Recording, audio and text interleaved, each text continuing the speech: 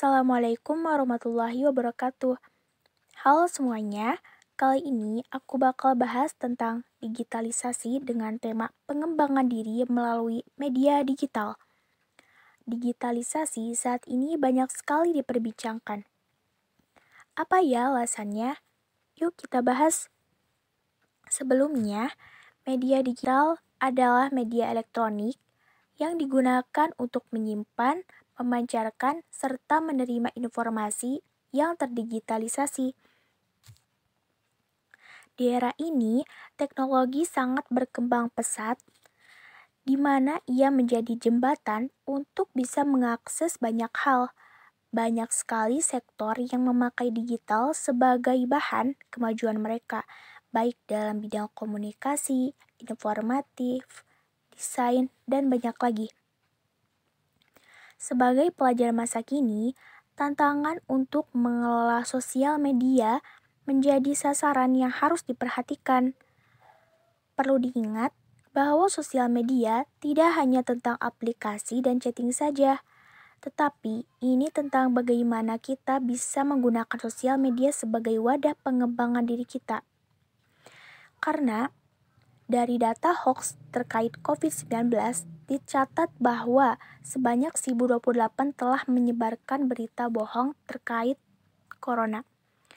Ngeri banget ya, data ini terakhir diambil pada tanggal 8 Agustus 2020. Tuh, dari hasil kamu mengobservasi data hoax ini, kamu bisa lebih berhati-hati menerima informasi dengan terus mengeksplor ilmu dan pengetahuan dimanapun dan kapanpun melalui internet. Dengan ini, kamu bisa menjadi pelajar yang dapat menganalisa masalah dengan baik. Ini termasuk salah satu hard skill. Seperti pada sambutannya Menteri Kominfo mengatakan bahwa kemajuan teknologi informasi dan komunikasi harus dapat dimanfaatkan untuk kesejahteraan masyarakat, karena teknologi tersebut merupakan alat untuk mewujudkan bangsa yang cerdas dan maju. Hal ini pun serupa dikemukakan oleh Angela Kearney, UNICEF Country Representative of Indonesia. Kaum muda selalu tertarik untuk belajar hal-hal baru, namun terkadang mereka tidak menyadari risiko yang dapat ditimbulkan. Sosial media tidak selamanya negatif. Berikut hal-hal positif yang bisa kita lakukan sebagai pelajar untuk meningkatkan pengembangan diri kita, yaitu kamu bisa meningkatkan hard skill dan soft skill dengan mengikuti kursus online gratis yang bertebaran di mana-mana. Dapat sertifikat juga nih. Wah, keren ya. Manfaatkan sosial media sebagai jembatan networking untuk menjalin relasi positif. Dengan networking, kamu bisa banyak berinteraksi dengan sesama dan mendapatkan ilmu di dalamnya. Jangan sampai terjebak untuk melakukan hal yang tidak baik ya. Lalu, kamu sering mengikuti webinar dan pelatihan untuk memperbanyak pengalaman dan wawasan. Selain itu juga, kamu bisa menggunakan aplikasi YouTube dengan sering menonton video edukasi yang menyenangkan. Terakhir, semua orang pasti ingin dirinya menjadi yang bermanfaat bagi sekitar. Kamu bisa menggunakan sosial media menjadi volunteer atau relawan, entah itu mentor, admin, graphic design, dan lainnya. Juga mengikuti campaign atau kampanye dengan ikut membagikan postingan atau mengkampanyekan menyuarakan hal yang baik dan bermanfaat. Hasil survei menemukan fakta bahwa, pertama, menurut data terbaru, setidaknya 30 juta anak-anak dan remaja di Indonesia merupakan pengguna internet.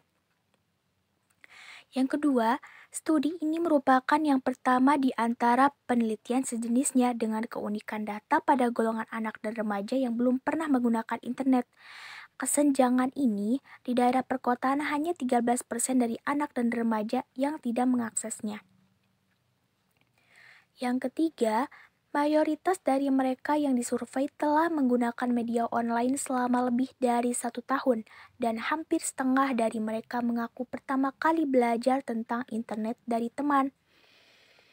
Yang keempat, penelitian ini mengumpulkan data untuk mengarahkan kebijakan ke depan dalam melindungi hak-hak anak mengakses informasi dan pada saat yang sama berbagi informasi dan mengekspresikan pandangan atau ide-ide mereka secara aman. Setelah kita mengeksplor banyak sekali fakta, data, pendapat, dan ide, kita dapat menarik kesimpulan. Kesimpulannya adalah kita sebagai pelajar harus memanage atau mengelola digital dengan baik, karena pemuda merupakan kunci dari kesuksesan bangsa. Pandemi ini tidak menutup kemungkinan kita bisa berproduktif untuk mengelola digital dengan baik. Dan kita sebagai pelajar harus bisa beradaptasi pada perubahan dan survive terhadap digital dan tidak terpengaruh oleh kejahatan di sosial media. Dari digital media juga, kita bisa mengembangkan diri kita dengan berdiskusi dengan banyak orang lain di networking tersebut. Kita juga bisa melihat banyak sekali perspektif dari orang sekitar. Hidup hanya sekali, dan jadilah orang yang bermanfaat bagi sekitar. Sekian dari saya. Mohon maaf apabila ada kesalahan tutur kata. Semoga konten ini bermanfaat. Terima kasih atas perhatiannya. Wassalamualaikum warahmatullahi wabarakatuh.